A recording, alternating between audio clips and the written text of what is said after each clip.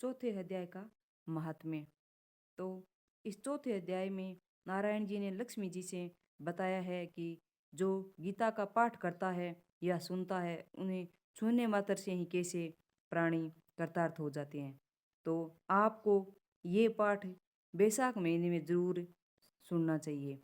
ये गीता है, ये बहुत पुरानी एक किताब मेरे पास है। ये कम से कम है तो 200 साल के लगभग ये पुरानी किताब है। तो इसमें जो बातें लिखी गई है ये और कहीं दूसरी किताब में आपको जल्दी से देखने को नहीं मिलेगी। आप इसे ज़रूर सुने।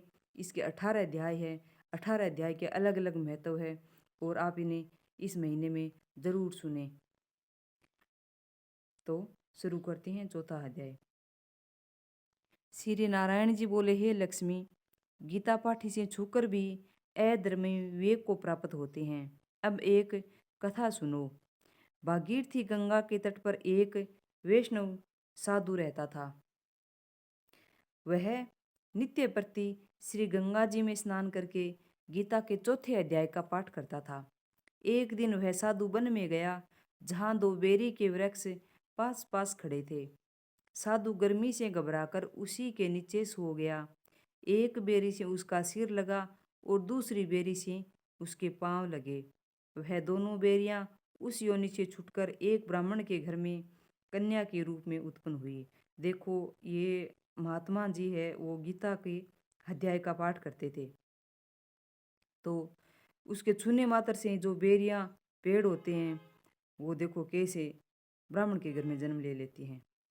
उसी प्रकार उसका बहुत ही महत्व बताया गया है। आप लोगों से बार बार मेरा अनुरोध है कि आप इसे ज़रूर सुने। आपके घर में एक बार तो ये पाठ होना ही चाहिए। तो ब्राह्मण के घर में कन्या के रूप में उत्पन्न हुई। अब वह बड़ी हुई तो उन्होंने सोचा कि जिस तपस्वी ने हमें बेरियों के अदम दिए से छुटकारा दिलाया था, हमें उसका दर्शन करना चाहिए। वे बेचारी अपने पिता से तीर्थ यात्रा की आज्ञा लेकर चली। काशी जी में जाकर उन्होंने उस साधु वैष्णव को देखा तो वह उसके आगे जाकर दंडवत करने लगी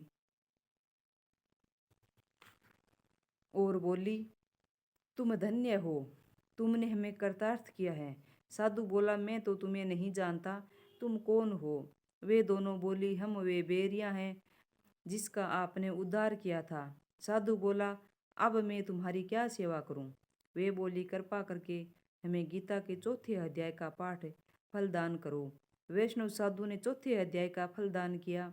वे दोनों उसी समय देवदेह पाकर बैकुंठ को गई। नारायण जी बोले, हे लक्ष्मी, तूने ये चौथे अध्याय का महात्म्य सुना है, तो आप ये जो अध्याय है उसका महात्म्य जरूर जरूर सुने। इसमें अतुल फल बताया गया है। इसके किताब के अंत में इसकी क्या महिमा है ये भी मैं आपको ज़रूर सुनाऊंगी। लेकिन आप इसे ज़्यादा से ज़्यादा सुने और आप शेयर करें। इसका अतुल फल है। इस इसे को हम किसी भी टाइम सुन सकते हैं।